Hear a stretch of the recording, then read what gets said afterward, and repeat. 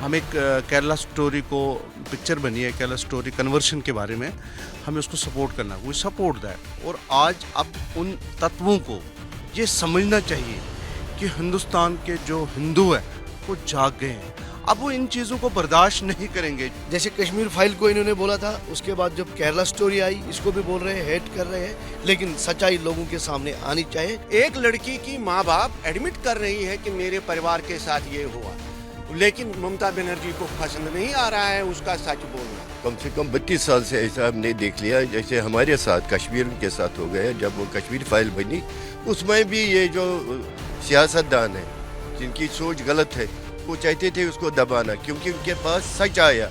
एक और फिल्म जो कड़वा सच बयां कर रही है वो विवादों के घेरे में है। जी हाँ, हम बात कर रहे हैं द केरला स्टोरी की।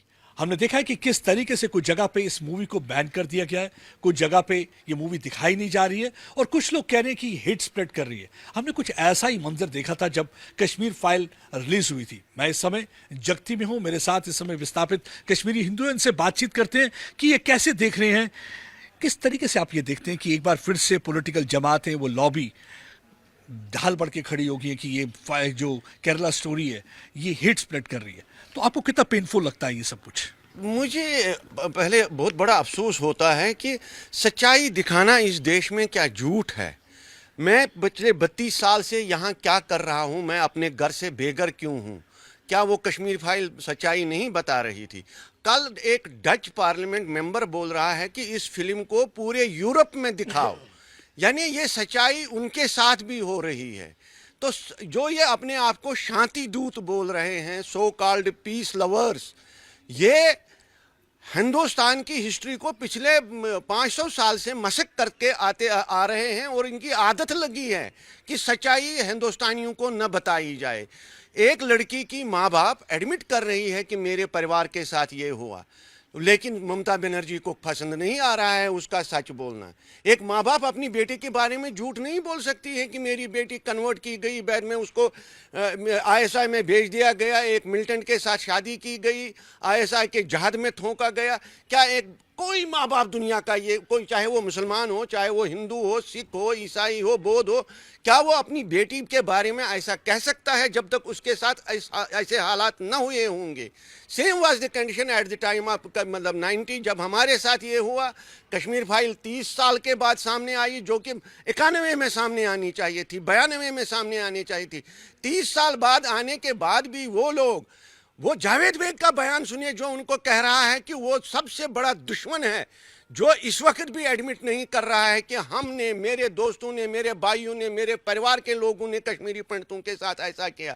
जब उसके पास ये करेज है तो वो शांति दूत जो आज तक अब सियासत के बल पर खड़े होकर अपनी सियासत खेल रहे हैं हिंदुस्तान में, वो सच्चाई कहने से क्यों कतराते हैं?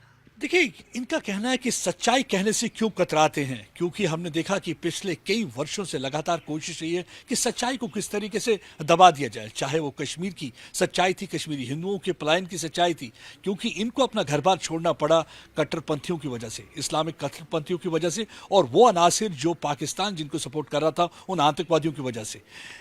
कैसा दुख होता है आपको जब ये देखते हैं कि जैसे आपकी जब फिल्म आई तो तब भी उन्होंने यही कहा, अब जब द केरला स्टोरी आई तो तब भी उसको कह रहे हैं कि प्रोपेगेंडा हेट स्प्रेड करती है। कितना दुख होता है आपको? बहुत दुख होता है, हम कंडम करते हैं इस चीज़ को, लेकिन कहीं ना कहीं ये है कि लोगों में अवेयरनेस आनी चाहिए, होनी चाहिए।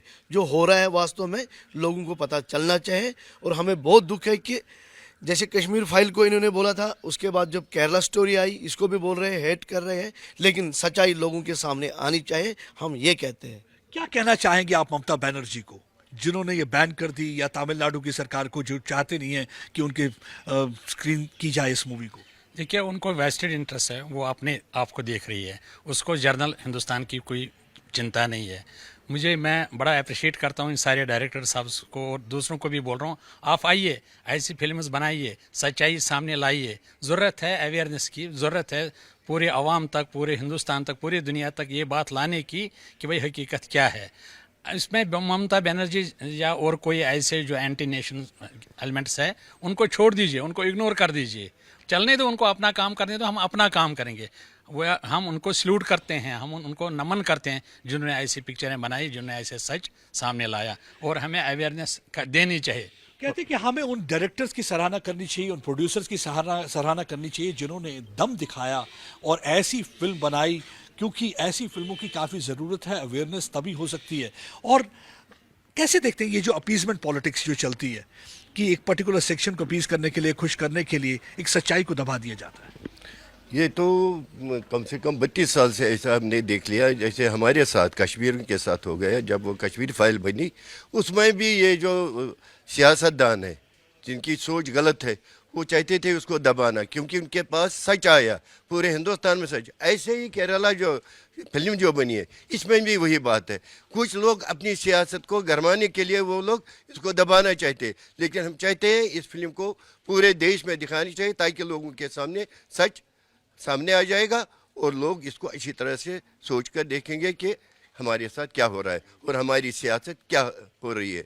मैं चाहता हूँ कि ऐसी और भी फिल्में आनी चाहिए, ताकि हमारे भारतवर्ष के लोगों को अच्छी तरह से पता चले कि यहाँ के सियासतदान क्या कर रहे हैं इस देश के साथ। इनका कहना है कि जब ऐसी फिल्में आती हैं, एक तो सियासतदान एक्सपोज हो जाते हैं, एक तो वो इकोसिस्टम जो टेररिज्म का है वो पूरी तरह से एक्सपोज हो जाता है, और वो चाहते हैं कि ऐसी फिल्में आनी चाहिए। अजीब लगता है, दुख होता है। देखिए, सबको पता है कि आईएसआईएस एक टेररिस्ट जमात है, कोई पीस बिल्डिंग जमात तो है नहीं। और अगर आईएसआईएस के टेररिस्ट जमात के बारे में, उनके मंसूबे के बारे में बताया जाता तो वो कैसे हेट बन जाता है? आपको लगता नहीं है कि ये जानबूझ के ये क्रिएट किया जाता है? देखिए, अभी जैसे हमारे बाकी वक्ताओं ने कहा कि हम एक केरला स्टोरी को, केरला जो पिक्चर बनी है केरला स्टोरी कन्वर्शन के बारे में, हमें उसको सपोर्ट करना, वी सपोर्ट दैट। और आज अब उन तत्वों को ये समझना चाहिए कि हिंदुस्तान के जो हिंदू हैं वो जाग गए हैं। अब वो इन चीज़ों को बर्दाश्त नहीं करेंगे। जो हो रहा था 2014 से, जो हो रहा था, अब वो हिंदू जाग चुका है। हिंदुस्तान में अब हिंदुत्व पूरा फैल चुका है।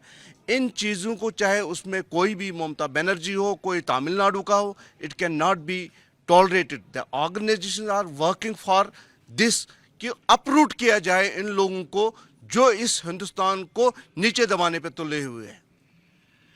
देखिए, इनका कहना है कि हिंदू अब जाग चुका है और हिंदू अब इन बातों से दबने वाला नहीं है, और हिंदू चाहता है कि यह सच्चाई बयान हो।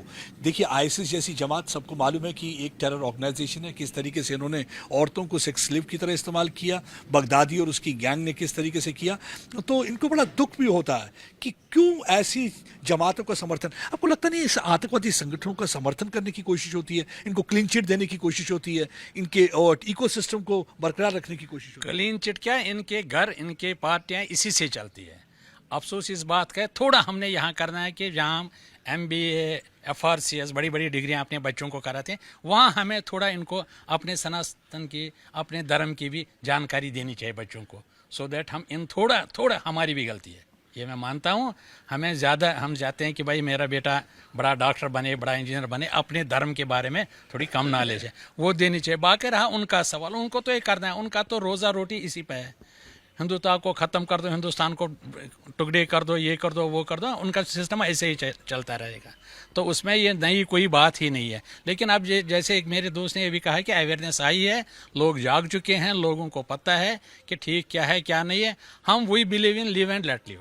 हमारा कोई किसी के साथ, हम यहाँ पेड़ों को भी पूजते हैं, जानवरों को भी पूजते हैं, हमारा कोई किसी को मारने का कोई मतलब ही नहीं। किसी के जब हिंदुइज्म की बात करें तो हिंदुइज्म का मतलब है इंक्लूसिवनेस, हिंदुइज्म का मतलब है यकजायती, हिंदुइज्म का मतलब है कि एक साथ रहना।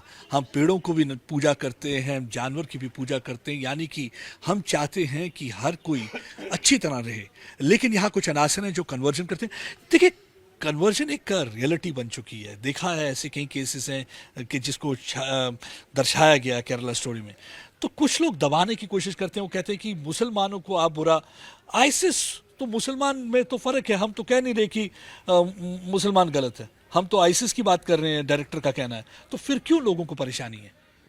हम लोग बात कर रहे हैं टेररिज्म की, टेररिस्ट की, जो टेररिज्म को सपोर्ट करते हैं, हम लोग उनकी बात कर रहे हैं, आम मुसलमान की बात नहीं कर रहे हैं। लेकिन ये कुछ लोग हैं जो इस फंडिंग पे चलते हैं, इनके घर चलते हैं, इनका रोजी रोटी चलता है, वो तो सपोर्ट करेंगे इसको। लेकिन कहीं ना कहीं देखा जा रहा है अभी 2014 से पहले जो सिचुएशन थी उसमें कहीं ज़्यादा अंतर आ चुका है। जब से मोदी जी सरकार में आए हैं तो काफ़ी चीज़ों का अंतर आ चुका है। अब मुझे नहीं लग रहा है कि ज़्यादा देर जो है ISI जो भी है टेररिज्म वगैरह इनकी कमर तोड़ी जाएगी और ज़रूर ये एकदम जो है टेररिज्म पूरे वर्ल्ड में ख़त्म हो जाएगा। पूरा जो दुनिया है, पूरा वर्ल्ड है टेररिज्म का शिकार है। और कहीं ना कहीं अब लग रहा है कि पूरे वर्ल्ड को इकट्ठे होकर के ना इस टेररिज्म ISI का कमर तोड़ना चाहे, बस हमारी ये विनती है। एक आखिरी सवाल आपसे मैं पूछना चाहूंगा कि आपको लगता है कि वक्त आ गया है कि ये सच्चाई ज़्यादा से ज़्यादा बताई जानी चाहिए और उन लोगों को भी एक्सपोज करना चाहिए जो इस सच्चाई को दबाने की कोशिश करते हैं? 110% ये सच्चाई आनी चाहिए, घर घर आनी चाहिए, घर घर चाहिए, बच्चे बच्चे स्कूल स्कूल में जानी चाहिए। सच्चाई क्या है? सच्चाई छुपती नहीं है, सच्चाई को छुपाना नहीं चाहिए।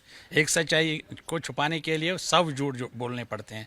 और इसमें जो शॉर्टकट्स होते हैं, जो वेस्टेड इंटरेस्ट पीपल होते हैं, जो दूसरों को बेवकूफ़ बना के, शायद बड़े बेवकूफ़ खुद होते हैं, दूसरों को बेवकूफ़ बना देते हैं और ऐसे काम करते हैं। तो मैं फिर से ये बात रिपीट करता हूँ, ऐसे डायरेक्टर्स, ऐसे प्रोड्यूसर्स को हम नमन करते हैं, सल्यूट करते हैं। उनको आना चाहिए, क्योंकि उनके दर्द को बयान करना चाहिए, बयान करना चाहिए, लोगों तक ये बात पहुंचानी चाहिए।